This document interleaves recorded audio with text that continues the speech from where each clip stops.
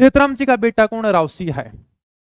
रावसिया को मारवाड़ में पालीवाल ब्राह्मण लेकर आए थे, क्योंकि पालीवाल ब्राह्मण व्यापार करते थे और मेयर जाति इनसे लूटपाट कर लिया करती थी। ठीक है, इसलिए पालीवाल ब्राह्मण बदायूं के राजा सेतराम जी के पास में जाते हैं और कहते हैं कि हमें एक ऐसा व्यक्ति दो जो हमारी रक्षा कर सके, हम उसको अपना राजा बनाएंगे, बदले में हम उसको टैक्स दे देंगे। क्या सेतराम जी ने अपने बेटे राव सिंह को पालीवाल ब्राह्मणों की रक्षा के लिए मारवाड़ भेज दिया, आप जाओ और इन पालीवाल ब्राह्मणों की रक्षा करोगे। इसलिए राव सिंह मारवाड़ आते हैं और यहां पर आकर मारवाड़ में नए वंश की स्थापना करते हैं, राठौड़ वंश की स्थापना करते हैं।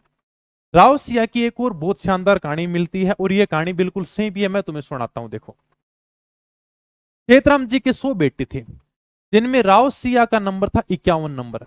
ठीक है, यानी अभी मैंने बताया था बदायूं का राजा था जिनका नाम था सेतराम जी, और इन सेतराम जी के टोटल बेटे थे भाई 100, और 51वां जो बेटा था ना, उनका नाम था अपने राव सिया।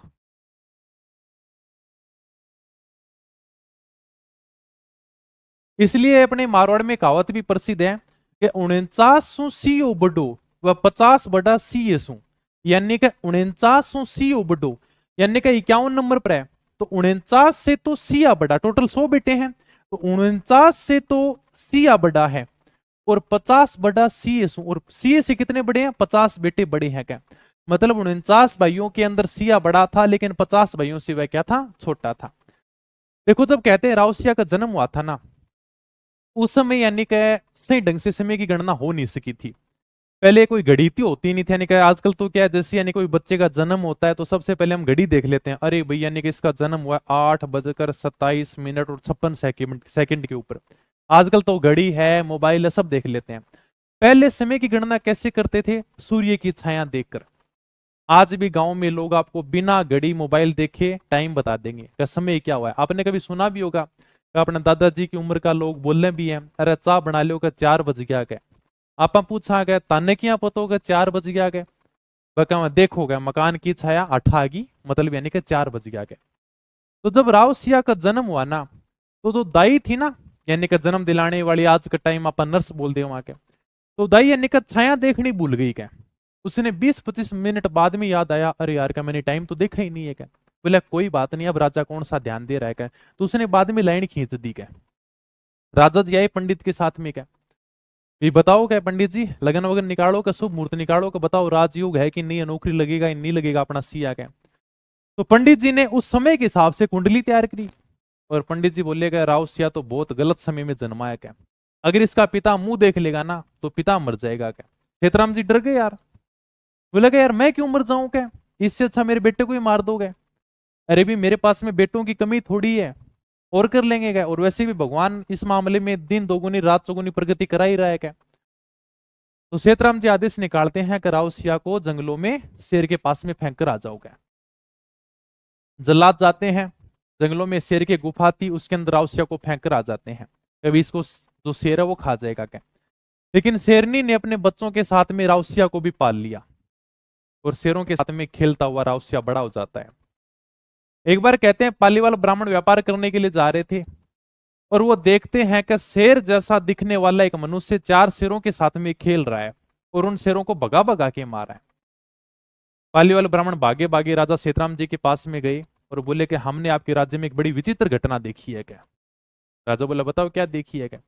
बोले हमने एक आदमी देखा है जो शेर जैसा दिखता है, और वो 4 शेरों को भगा भगा के मारा, उनके साथ में लड़ाई कर रहा है क्या। राजा को पता चला यार कैसा कौन हो सकता है क्या। तब किसी ने बताया कि आपका बेटा तो नहीं है सिया क्या, जिसे आपने का जंगलों में शेर की गुफा के अंदर फेंकवा दिया था क्या। बाद में उस दाई को बुलाया गया, उसने कहा कि महाराज गलती होगी क्या, मैंने भी सही समय में वो लाइन ही नहीं खींची परछाई वाली, मैंने भी 20-25 मिनट बाद में समय देखा था क्या। राजा को पता चला यार का अपना बेटा अशुभ समय में नहीं जन्मा, ये तो बहुत शुभ घड़ी में जन्मा है क्या, बहुत ही पराक्रमी है, बड़ा ही बलशाली है क्या। राव सिंह जो सिंहों के साथ में खेलकर बड़ा हुआ था, इसलिए इसका नाम पड़ा था राव सिंह। यानी कि फिर राजा भागा भागा जाता अपने बेटे को लेकर आता है, इस प्रकार की फोटो है देखो, यानी कि 4 शेरों को मार रहा है, एक को इस प्रकार से हाथ से पकड़ रहा है, दूसरे को मार रहा है, और बीच के अंदर कौन है? राव सिंह है। पालीवाल ब्राह्मण राजा से कहते हैं कि हमारी रक्षा करने के लिए आप अपने बेटे राउसिया को भेज दो क्या, क्योंकि मेरे जाति हमसे लूटपाट करती है, हम इसे राजा बनाकर रखेंगे क्या। तब पालीवाल ब्राह्मणों ने राजा से रिक्वेस्ट की थी। उनकी रिक्वेस्ट के ऊपर, उनकी प्रार्थना के ऊपर पालीवाल ब्राह्मणों की रक्षा के लिए राउसिया को मारवाड़ भेज दिया जाता है। मैंने जो तुम्हें कहानी बताई है ना, जब यानी कि इस प्रकार से राजा ने फेंकवा दिया था अपने बेटे को, शेरों के साथ में खेलता था, ये जो मैं तुम्हें फोटो दिखा रहा हूं, ये चित्र आपको जोधपुर के मेहरानगढ़ दुर्ग में देखने को मिल जाएगा। एक पेंटिंग लगी हुई है जिसमें एक आदमी 4 शेरों को मार रहा है, और वो आदमी कौन है, राउसिया है। जब अंग्रेजों का राज आया तो उनका एक साहित्यकार था जिसका नाम था रुडयार्ड किपलिंग। ये आपके सामने रुडयार्ड किपलिंग, इसने मेहरानगढ़ दुर्ग में खूब लंबा समय बिताया था, काफी समय तक रहा था ये। जब इसने पेंटिंग देखी ना, तो लोगों से पूछा यार ये पेंटिंग क्या है, क्या शेर जैसा दिखने वाला आदमी है, 4 शेरों को इस प्रकार से मार रहा है क्या। तो किसी ने रुडयार्ड किपलिंग को पूरी की पूरी कहानी बताई गया, महाराज ये सीओ जी है का अपने का, हाथ जोड़ते हैं लोग इनके सामने का। पूरी की पूरी कहानी बताएगा, सेतराम जी का बेटा था, इस प्रकार से अशुभ घड़ी में जन्मा था, फिर सेतराम जी ने फेंकवा दिया था, फिर बाद में पालीवाल ब्राह्मणों ने देखा यानी शेरों को मार रहा है, फिर वापिस राजा इनको लेकर आते हैं, सारी की सारी कहानी समझते हैं। तो ये बहुत बहादुर है, 4 शेरों के यानी शेरों के बीच में जन्मा है, शेरों के बीच में पल्ला बड़ा है क्या। रुडयार्ड किपलिंग को ये कहानी बहुत पसंद आई, उन्होंने इसके ऊपर किताब लिख दी जिसका नाम था the jungle book. Rudyard Kipling की किताब है, आप देख भी सकते हो, Rudyard Kipling the jungle book. इसी कहानी के ऊपर पूरी की पूरी किताब लिख दी इन्होंने। इस बुक के लिए रुडयार्ड किपलिंग को 1907 में नोबेल पुरस्कार मिला था। अगर अंग्रेजों को साहित्य में अगर पहली बार कोई पुरस्कार मिला था ना, तो इस किताब के लिए मिला था जिसका नाम था द जंगल बुक। इसी जंगल बुक के ऊपर हॉलीवुड वालों ने फिल्म बनाई थी 2012 के अंदर, इस फिल्म के लिए ऑस्कर पुरस्कार भी मिल चुका है। इस मोगली बच्चे को आप सब जानते होंगे, आप सभी ने गीत भी गाए होंगे, जंगल जंगल बात चली है, पता चला है, अरे चड्डी पहन के फूल खिला है, फूल खिला है। ये मोगली का आपने खूब गाने गाए होंगे। हम ये नहीं जानते कि जो मोगली का कैरेक्टर है ना, हमारा राउसिया है।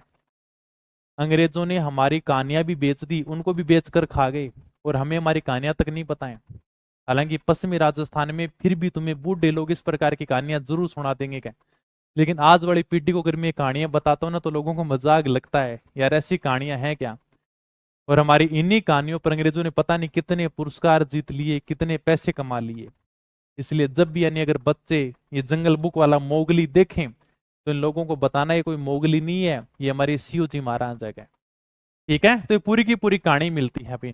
इसी के ऊपर रुडयार्ड किपलिंग ने सारी की सारी किताब लिखी थी, इनको 1907 में नोबेल पुरस्कार भी मिला था। साहित्य के अंदर अंग्रेजों को पहली बार पुरस्कार मिला था, और बहुत फेमस किताब है द जंगल बुक। बाद में हॉलीवुड वालों ने फिल्म भी बनाई थी, ऑस्कर पुरस्कार भी जीता था। ये सारी की सारी कहानी हमारी है, राउसिया की कहानी है ये, और हमसे कहानी लेकर गए थे, हमसे चुरा कर लेकर गए थे। हमने कहानी सुना दी, इनको पसंद आ गई, इन्होंने छाप दी अपने पास में, उसमें कुछ था नहीं भी, साधन नहीं थे। ठीक है।